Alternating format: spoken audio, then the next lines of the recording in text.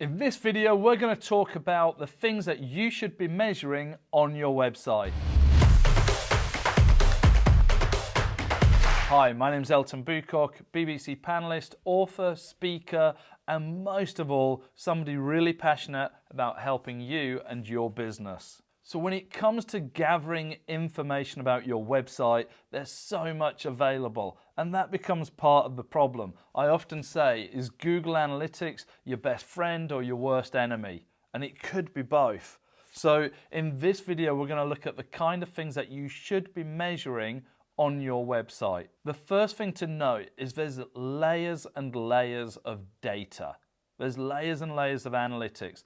And for your web developer, for your internet marketers, they will probably want to go into far more detail than I'm suggesting you do.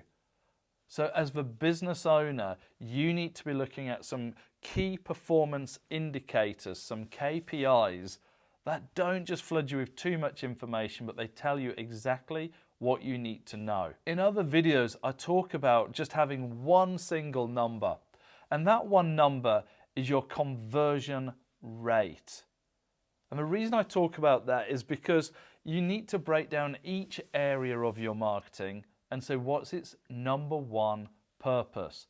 And the number one purpose of your website is to convert visitors into inquiries or sales. Now there's some key numbers that contribute to your conversion rate. These might be bounce rate, time on site, time on page. It could be landing pages, so the pages that people actually land on first. It could be exit pages.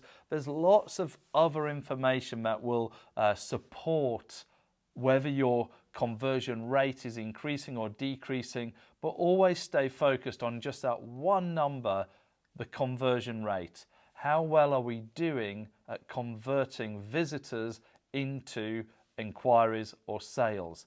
But how do we do that? What sort of thing do we do about it? Most people leave their websites. Once they've had it built, they just leave it, and the results they get are the results they get. And that's ridiculous. But the reason so many people do it and why it is so ridiculous is because they just don't know another approach. Now, what you can be doing with your conversion rate, of course, is looking at where the conversions come from.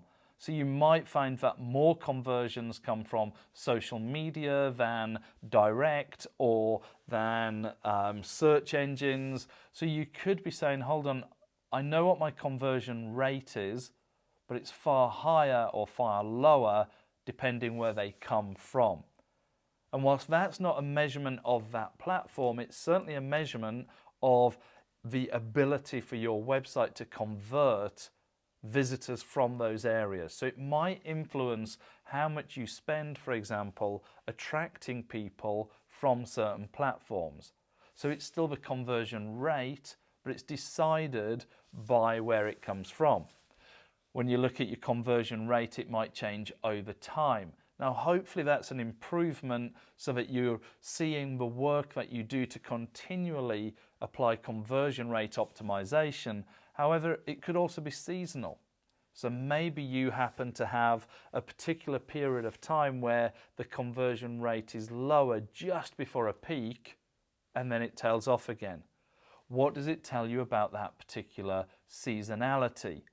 What does that information then tell you about whether you should be spending more on push marketing during that particular time? If you knew in month 1 your conversion rate was 50% and in month 2 it was 25%, would you not spend more of your advertising budget in month 1? Because you know you're going to convert more people. So when you look at conversion rate, you can go a few layers below to understand what's making up your conversion rate. Okay, in a minute I'm going to talk about why I've picked conversion rate, but first of all, I want to do question of the day. Okay, so today's question of the day is just a number I want from you, and what's your current conversion rate? It will be a percentage. What's your current conversion rate on your website? And then you could have another secondary answer, which is does that fluctuate massively between where those visitors came from? So what's your overall conversion rate, and is it different, is it hugely different between where those visitors come from? Okay, so let's just summarize. We said that it's about conversion rate, and I said about just having one number that you focus on. And that's important because we're defining the job of the website, which is to convert visitors into inquiries or sales. But I also then said there are other ways to look at conversion rates that you might want to dig deeper into. What platform they come from, if there's seasonality to it. All of these things can affect all of your decisions on your digital marketing. But the key is that you're continually monitoring this and continually making changes. Conversion rate optimization on a website talks about how we change the layout of pages, the messaging on pages, and I've got a whole other video just about that. Now, if you're finding these videos helpful, then I suggest you go ahead and subscribe. Subscribe to the channel now so that you get to see a lot more of this content. And when you're doing that, of course, click the notification bell. That allows me to let you know when there is a new video.